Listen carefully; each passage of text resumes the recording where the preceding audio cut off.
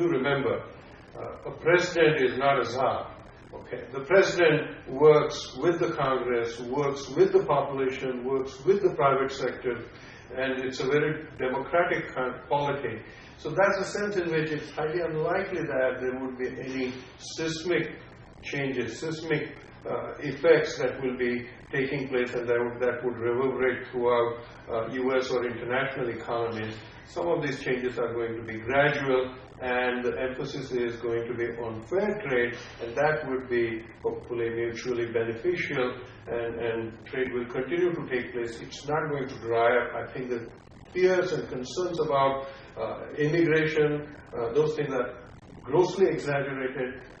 The emphasis is on legal immigration. The emphasis is to cut off illegal immigration, and much of the immigration from India has been of the legal type, and therefore I don't think it's countries like India who have to worry about the posture that Mr. Trump has assumed in the election process.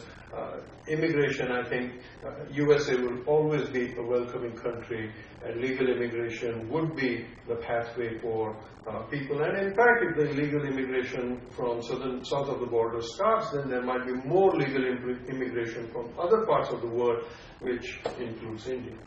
Well, Trump has been making a strong pitch for bringing jobs back to the United States of America, giving a boost to the manufacturing sector in the country. What would this mean for the Make in India mission back home in India?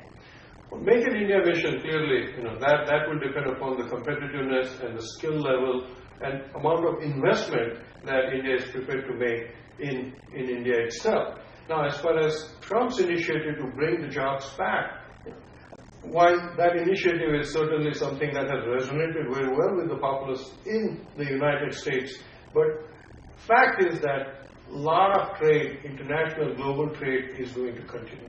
And if there is more growth, the amount of trade that will take place will also continue. It is possible that some of the very high-end jobs, manufacturing jobs, which in the past might have been outsourced, they might come back. But when there is a big labor cost advantage and labor is a big part of the manufacturing, those are highly unlikely to come back to the U.S.